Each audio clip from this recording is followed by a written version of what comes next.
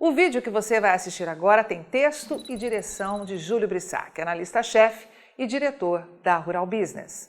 Como nosso assinante que opera direto ou indiretamente no mercado de proteína animal sabe muito bem, existe um jogo ambiental pronto para bater e com força na porta do produtor, com possíveis desvalorizações financeiras para o gado, digamos, ambientalmente incorreto, avaliado sabe-se lá por quem, ou no caso do frango e do suíno, por meio da pauta sanitária. Mas o jogo desse big business climático começa a ter movimentos contrários importantes, o que pelo menos pode aumentar o nível de consciência para identificar os fatos do que é falso, publicado no conteúdo gerado por aqueles que vestem o manto ambiental e que estão escondidos. Circula na imprensa aqui do Brasil que, indignados com possíveis barreiras não tarifárias da União Europeia sobre produtos agrícolas brasileiros, parlamentares elaboraram um projeto de lei para contrapor a criação de obstáculos sobre as mercadorias domésticas. Após a montagem da estratégia da iniciativa no Congresso e de finalização de ajustes no texto, o senador Zequinha Marinho, do PL do Pará, já protocolou o projeto no Senado. A lei, conforme o projeto apresentado, diz que tornará obrigatório o cumprimento de padrões ambientais compatíveis aos do Brasil para a disponibilização de bens no mercado brasileiro. O padrão previsto se restringe aos bens e produtos oriundos de blocos econômicos e países que imponham restrições ambientais de qualquer ordem no comércio internacional. Com o apoio da bancada ruralista, a intenção é contrapor a possível classificação do Brasil como um país de alto risco nas novas regras implementadas pelo Bloco Comum na semana passada, conforme previu o eurodeputado Christoph Hansen, por causa do desmatamento, principalmente na região amazônica. Para quem ainda não sabe, no dia 19 de abril, o Parlamento Europeu decidiu avançar na lei que obriga empresas a comprovarem que produtos das cadeias de gado, cacau, café, óleo de palma, soja, madeira, borracha, carvão vegetal e papel não venham de áreas desmatadas de nenhum lugar do mundo. O argumento apresentado é que se a União Europeia está preocupada com o desmatamento no país, agora os brasileiros, por meio de seus deputados e senadores, podem ver uma primeira boa resposta a tudo e também não se sujeitar a comprar produtos de nações que são conhecidas por emitir poluentes. E o que você vai ver ao chegar à final deste vídeo, meu amigo, é o tamanho da hipocrisia que existe nesse discurso da União Europeia. O PL do senador brasileiro prevê adicionar um artigo na lei que institui a Política Nacional sobre Mudança do Clima, que passaria a contar com a observação de que só poderão ser colocados ou disponibilizados no mercado brasileiro bens e produtos originados de países que adotem e cumpram níveis de emissões de gases de efeito estufa iguais ou inferiores aos do Brasil. É claro que a iniciativa faz sentido e pode, ao mesmo tempo, colocar regras no jogo e acabar com a hipocrisia ambiental. Na justificativa do projeto, o senador enfatiza que o Brasil, apesar de possuir as mais rígidas leis ambientais do mundo, consegue compatibilizar a produção rural eficiente com a sustentabilidade. O senador Zequinha Marinho argumentou que este é um dos principais motivos pelos quais a agricultura brasileira sofre cada vez mais com a atribuição de falsas narrativas, construídas por temor ao poder deste setor. O texto salienta também que a dificuldade de competir com o nível da produção brasileira tem pressionado governos e governantes dos setores agropecuários estrangeiros a tentar manchar a imagem e a eficiência do produtor rural brasileiro por meio de narrativas demagógicas. O objetivo é impor mais custos ao sistema produtivo baseados em medidas de proteção ambiental para indiretamente garantir competitividade aos produtos agrícolas estrangeiros. No caso da Europa, o que se vê, conforme o PL, é a continuidade da depredação ambiental, apesar do discurso agroecológico.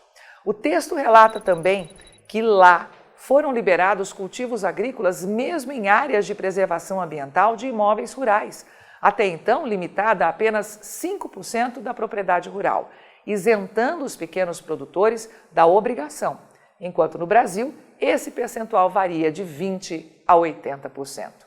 O documento menciona ainda que no Velho Mundo também foi flexibilizada a distância obrigatória entre lavouras e cursos d'água, 2 metros de largura nas margens do rio, enquanto no Brasil essa faixa é de 30 a 500 metros, dependendo da largura do rio. O cumprimento de todas as normas ambientais, sociais e tributárias acarreta significativo aumento dos custos de produção, resultando em uma notável redução de competitividade em relação aos demais países produtores. Mas o que você, brasileiro, que tem ligação direta ou indireta com o agronegócio deste país, precisa saber? É muito simples, que o nível de hipocrisia por parte da União Europeia é imenso. E para exemplificar isso, nós vamos citar apenas 2 mercados, o da carne bovina e o do milho. E vamos começar pelo cereal. Um estudo investigativo feito pela equipe de grãos da Rural Business em cima dos números oficiais divulgados pelo Ministério da Economia alerta que as exportações de milho realizadas a partir do Brasil com destino à União Europeia aumentaram radicalmente entre janeiro e março de 2023, com o embarque de 403.060 toneladas. Este volume representa uma alta anual de nada menos que 294%, já que no mesmo intervalo do ano passado foram exportadas 102.190 toneladas. No faturamento, o aumento foi ainda mais impressionante, 370,9% em um ano, com a receita fechando em 113.640.000 dólares. E graças ao câmbio médio de 5,19, a movimentação em reais chegou a 590.070.000 reais, ganho de 367% frente ao visto no ano passado. E claro, novo recorde. Destaque ainda para a média da tonelada, que cravou 282 dólares, ou R$ 1.464, o maior resultado da história. Mas e a carne bovina? Os europeus estão mesmo comprando menos aqui no Brasil? Evidentemente que a resposta também é um sonoro não. Meu amigo. É claro que os oportunistas, que adoram vestir o falso manto ambiental, não vão comentar por aí, mas a realidade é que os frigoríficos exportadores de carne bovina aqui do Brasil estão vendendo cada vez mais para a União Europeia. No primeiro trimestre, as vendas para esse destino somaram 20.170 toneladas, ampliando os embarques em mais de 20% na comparação anual. O faturamento acompanhou a curva ascendente, já que a receita chegou a 141.980.000 dólares, ou 737.250.000 reais, a maior receita da história para o primeiro trimestre. E os números oficiais do Ministério da Economia, investigados sistematicamente pela Rural Business, mostram também que a tonelada de carne bovina enviada para a União Europeia foi negociada pelo preço médio de 7.038 dólares, ou 36.547 reais, uma queda anual de 2,1%, mas ainda assim a segunda maior marca da história. De todo esse volume exportado, 75,9% foram de produtos in natura, 12,4% de miudezas bovinas e 11,7% de carne industrializada.